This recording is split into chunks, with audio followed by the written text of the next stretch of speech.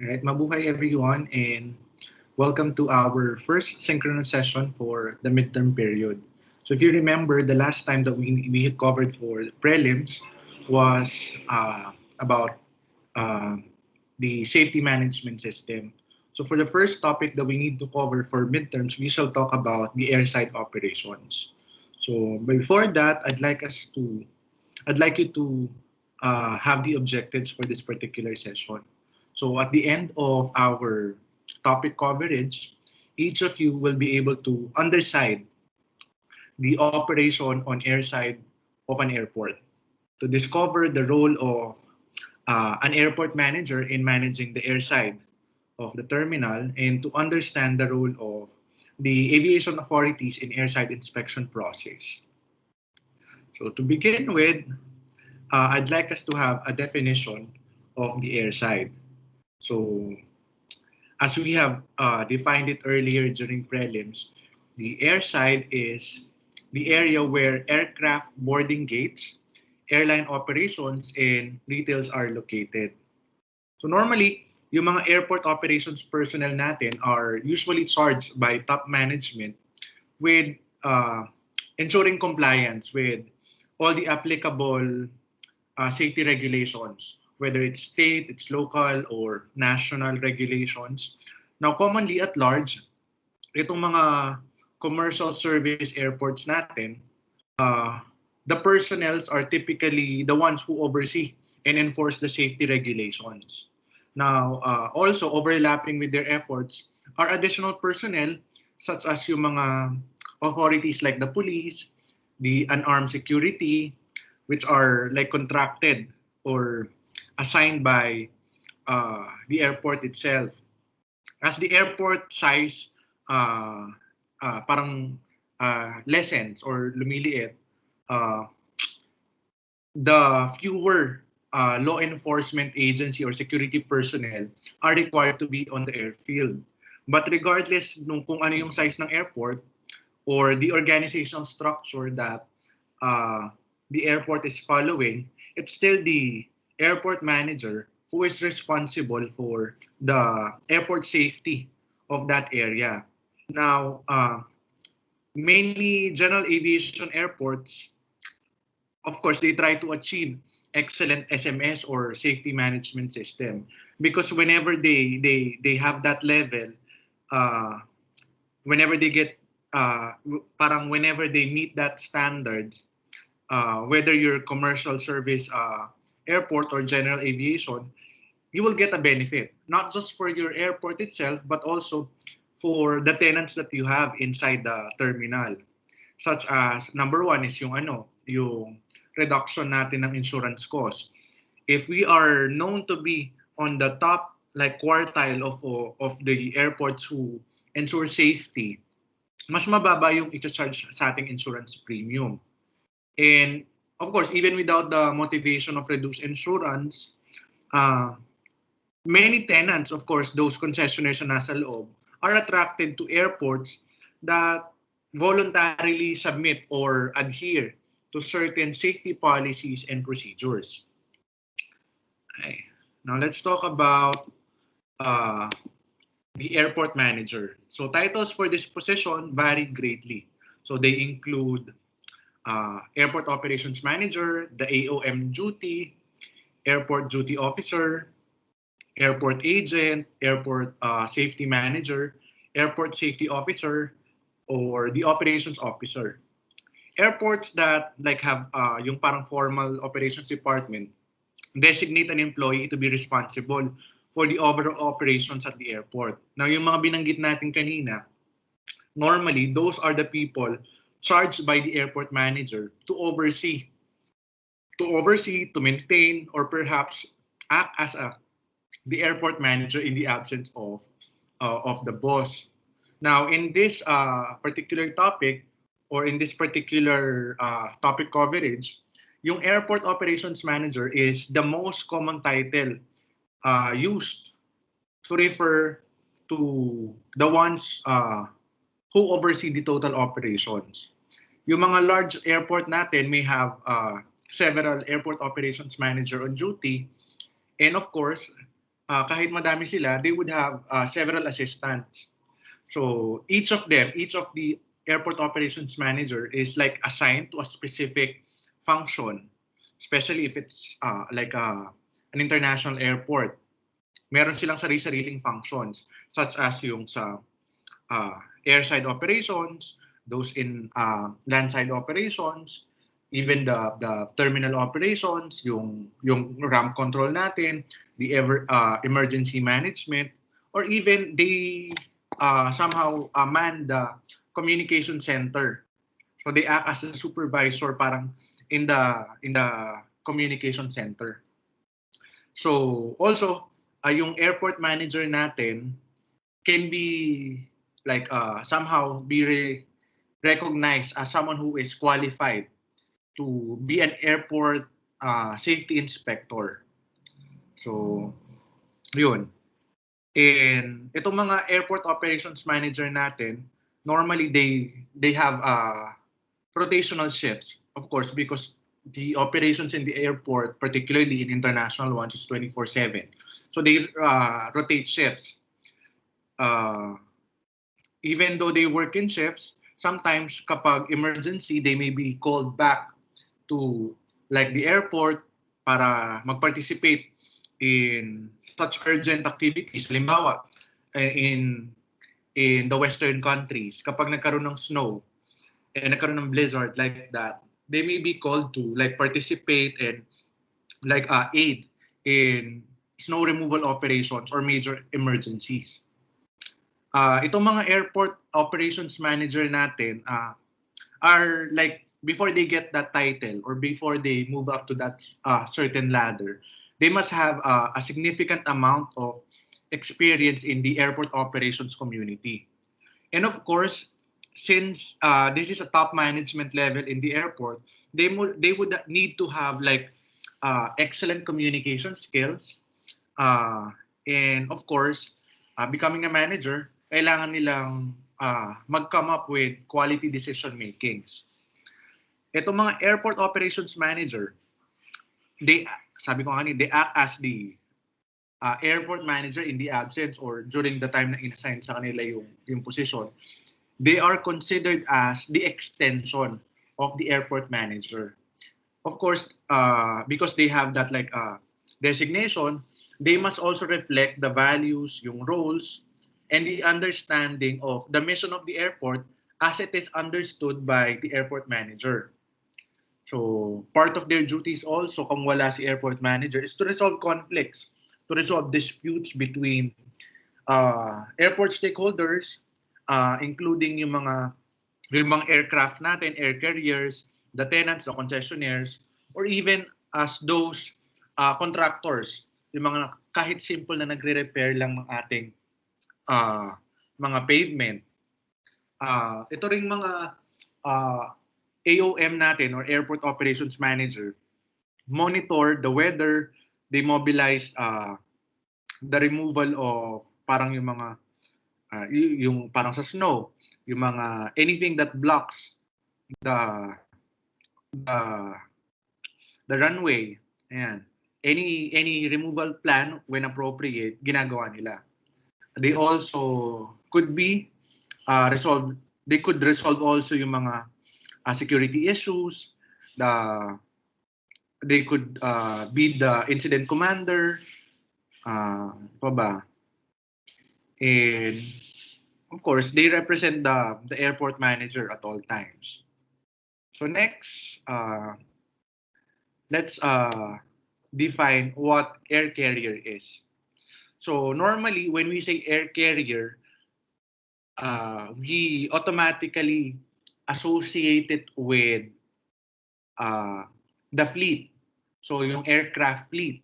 But according to the certification of airports in 2004, an air carrier is a person or entity that undertakes directly by lease or other arrangement to engage in commercial air transportation. So, ang Aviation Authority stated na itong mga air carriers natin could be an individual. It could be a firm. Pwede rin siyang dalawang tao. It could be a corporation like PAL. It could be a company. Uh, it could be a joint stock or venture. It could also be someone from the government, a trustee. So anyone that undertakes directly by lease is considered as an air carrier. So yun namang yung ina-associated natin sa fleet, ang tawag doon is air carrier aircraft. An air carrier aircraft is an aircraft operated by the air carrier. So it is categorized as the fleet. So it must like secure a certificate issued by the aviation authority as either pwedeng malaking aircraft. But normally yung air carrier aircraft natin must at least carry 31 passengers according to the certification of airports in 2004. Itong mga air carrier natin and air carrier aircrafts could either service us through a scheduled operation or unscheduled operations. Pag sinabi nating scheduled operation, uh, this is defined as the common carriage, passenger carrying operation for compensation or hire conducted by the air carrier. So it's also referred to as the regular scheduled operation. So pag sinabi natin ganyan, the air carrier or the representatives, they offer initially advance yung schedule. So nakapublish yung schedule, kailan naalis, kailan yung departure, kailan yung arrival time. So yun yung mga, to give you an example, yung mga binubook natin sa travel agency or sa website ng mga airlines, those are considered scheduled operation. Yung mga naka-plot na in advance, yung schedule ng flight, yung kung saan sila lilipad, kung anong oras darating doon sa destination, those are scheduled operation. But an unscheduled operation is defined as any common carriage, passenger carrying operation for compensation or hire using aircraft designed for at least 31 passenger seats.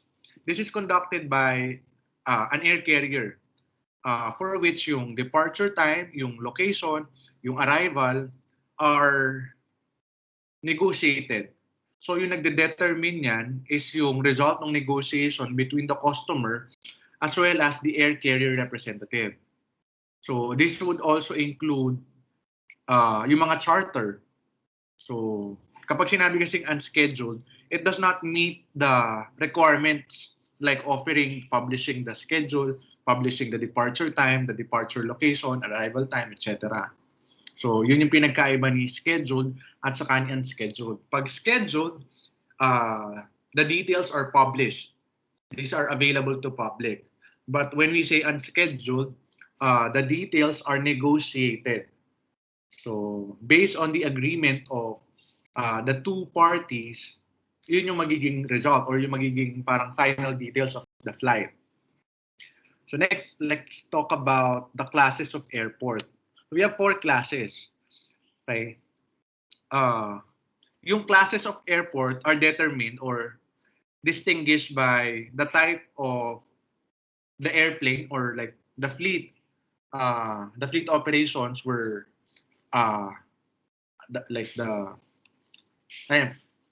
flights are scheduled or unscheduled. Pag sinabi natin class 1 airport, this is an airport that serves scheduled operation of big carriers like the international aircrafts. And also, it could serve as a hub or like it could service unscheduled passenger operations of large aircraft. O kunyari magkakaroon ng emergency landing, kaya niyang i-accommodate. When we say class 2 airport, this is an airport that serve scheduled operations of a small air carrier aircraft. So those big, those giant giant aircraft, hindi niya kayang i-service. So normally, like in the Philippines, ito yung parang siguro yung mga domestic airports natin. So also they could also be of service for unscheduled passenger operations ng mga large air carrier. Hindi sila nag-serve ng scheduled, but during times of emergency, yung mga unscheduled na yan, pwedeng mag-land dyan yung mga big aircraft. For Class 3 airports naman, they serve scheduled operations of small aircraft, pero totally, hindi sila nagsaserve ng big aircraft. So, scheduled operations sa mga maliliit na passenger aircraft, but no unscheduled or scheduled large aircraft. For Class 4 naman, they may not serve scheduled large or small carrier aircraft. So, based on negotiation lang talaga siya, si Class 4. Okay. Now, let's talk about administrative requirements and airside operations. So, let's first look at the airport certification manual. So, yung airport certification manual natin, this is like a guide that explains how a particular airport operator must comply with the requirement set by the aviation authority. This particular manual is also responsible for carrying out required function within and how they are to be implemented. It specifies various functions conducted such as airport self-inspection, in some cases, the snow removal activities, and response to emergencies. Yung manual na yan must contain the operating procedures, how to operate like the equipment in the airport, yung how responsibility is designated or assigned to personnel, the all the information that needed to be complied set by the aviation authority. So this particular handbook must also address the limitations imposed by the aviation authority. So, pag sinabi nating limitations, it relates to like unusual characteristic in the operations of the airport. So, this may be a restriction ng air carrier from using a certain areas, certain places in the terminal. Now, in some airports, the runway may only be certificated or adjusted, or it may not be accessible for certain types of aircraft. So those consideration must be reflected in the airport certification manual. Yung manual na to must be written in a manner that is understandable, it's clear. So it should describe what needs to be accomplished. It should identify the roles of individuals who are responsible for carrying out such required duties. So yung specific role ng airport operations manager must also be reflected in that document. So now, let's talk about airfield inspector.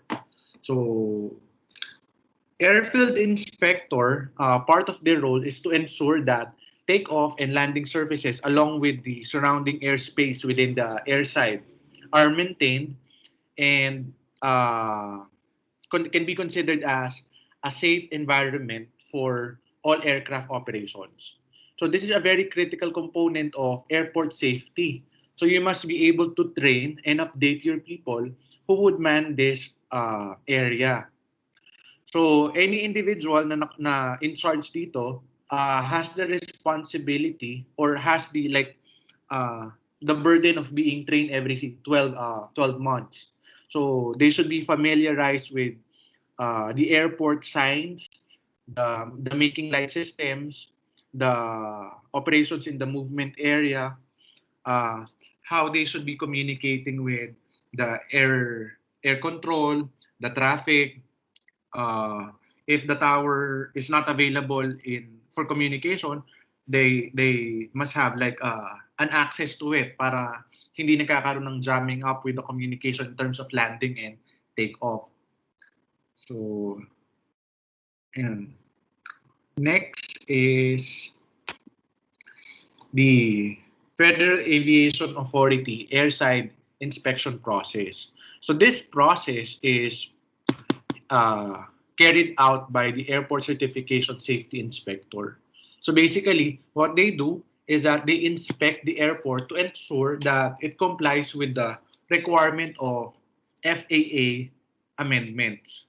So when this particular personnel spots a discrepancy that cannot be like immediately fixed or handled, yung inspector na to must make like negotiations or notifications, I mean, to the one manning the air traffic control tower. So they should disseminate the information. They should issue like work orders to ensure that safety related problems are like taken care of or resolved as soon as possible. So minsan yung mga discrepancy na yan may be so severe that this particular personnel would suggest the shutdown of the runway, nung taxiway, or any movement in the airside operations of the airport. So the process for airside inspection process include the following. So number one is the pre-inspection review. So ang ginagawa ni inspector dito is that he looks into the records, the internal records of the airport, such as the previous documentation. So the suggested measures as per the audit conducted previously, and he familiarized himself with that. And after that, he proceeds in the briefing session or in brief. In this particular step or process, the inspector as well as the airport personnel discusses the schedule for the inspection. They would also interview various personnel in the terminal, particularly those manning the airside operations, to connect the inspector with the best personnel. So the best personnel will have to be the one who would answer the queries of this inspector on certain specific issues related to safety. So after that, we proceed with administrative inspection of airport records. So the inspector now reviews the record that the airport is required to maintain, depending on the what's this the one listed in the regulations implemented by the aviation authority. So airfield inspection records, the training of the personnel, yung curriculum of which your personnel are trained, yung yung mga master records nyo, tinitingnan din dyan. And then, of course, you proceed with movement area inspection. For this one, ang tinitingnan is yung pavement, the signs, yung mga markings in the airside, the lighting, of course, safety areas, compliance and overall condition. So, tinitingnan kung merong obstruction dyan. So, aside from that, itong si inspector would also check for the ground vehicle operations. It looks for the ground operations kung pasado rin ba even sa mga small vehicles yung access or yung movement dyan sa ramp. Next is ARFF inspection. So for this one, inspectors ang ginagawa nila is like they do a drill. So parang emergency drill. So they look at how we handle emergencies. So halimbawa dyan is a fire drill yung tinitingnan nila. So they could either conduct a fire drill like an earthquake drill. So ang tinitingnan is our immediate response. So based on our preparations, tinitingnan on how versed we are in dealing with such kind of crisis or emergencies. So after the ARFF inspection, they would inspect the refueling. So the fueling facilities. So yung mga fueling apparatus na tinitingnan, if the records are checked regularly, if they're maintained regularly, if they have adequate supply uh, for a certain period, if they comply with adequate fire safety standards or inspections. And after that, titingnan nila yung night inspection. They would uh, they would look at the airport operations during nighttime. So yung inspector natin dito will conduct the inspection of lights if all are working. Kung walang mga busted lights, the reflectors sa airfield, uh, yung they also look for certain obstructions para malaman kung safe ba talaga yung inyong airside. And after conducting the night inspection, they would now do post-inspection briefing. So this is where the personnel will meet representatives in the airport to discuss the findings. And of course, this is the time where they would issue like letter of correction, noting yung mga parang mali or the violations or the standards that you have not met, the discrepancies. If there are things that they found that are like discrepancies, they would have to settle it with you, come up with an agreement kung kailan siya dapat ma-address. Of course, it should be as soon as possible. Otherwise, they would file a report and suggestion that your operations must be stopped until you get to comply with the the with the suggestions that they have come up to.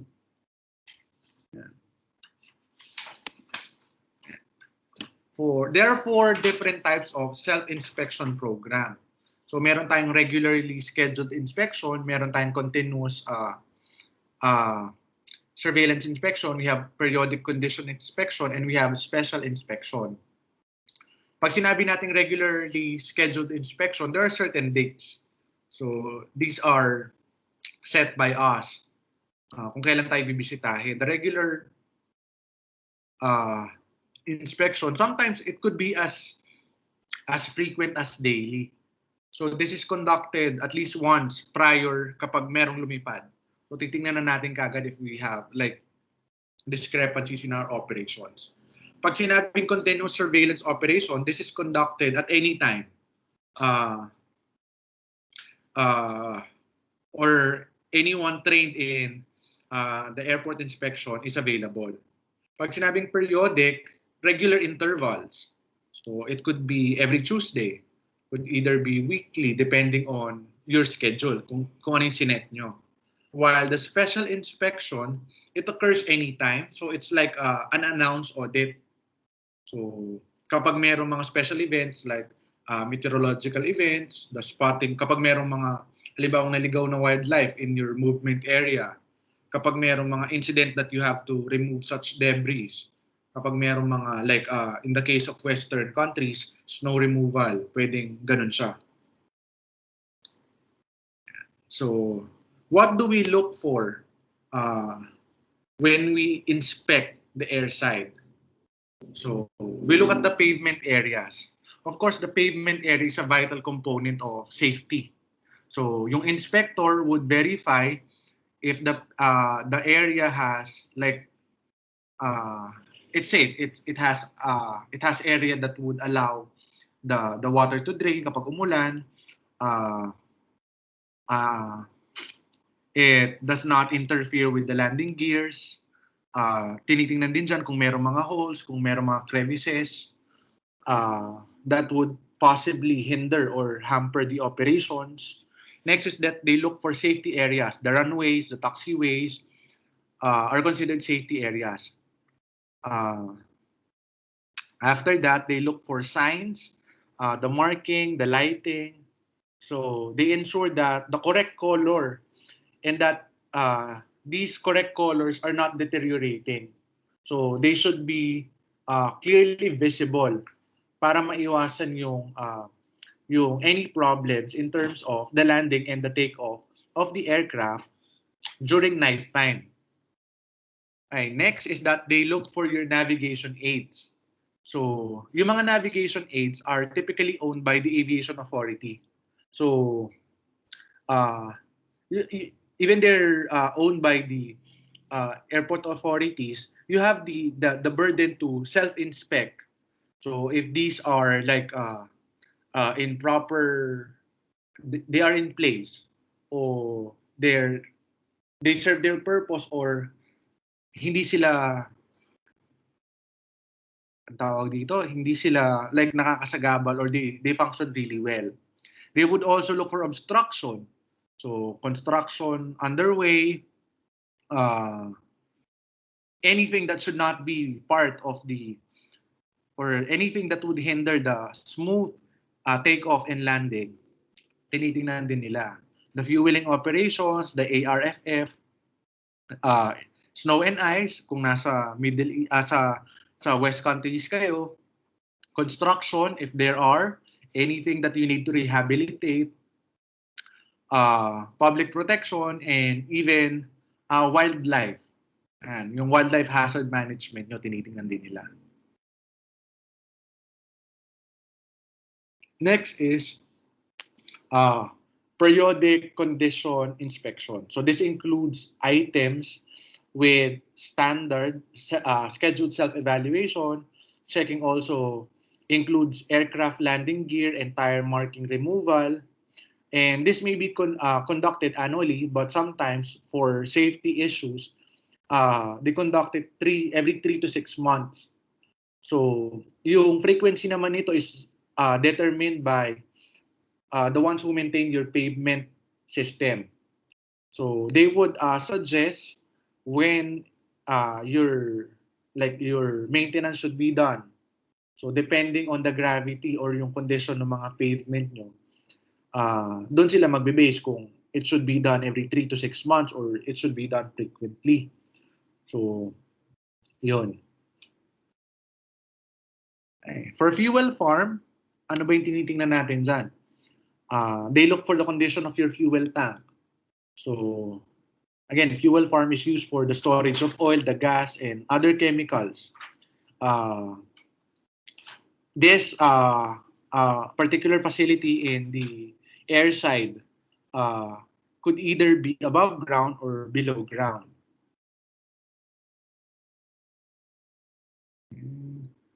Periodic inspection of fuel farm, they look for adequate fencing, no smoking signs, equipment malfunctions, fuel leaks, adequate numbers of fire extinguishers, explosion proof equipment, the bonding wires, the flammability of the decals that you apply, emergency cutoff switches, and the proper maintenance of your electrical equipment.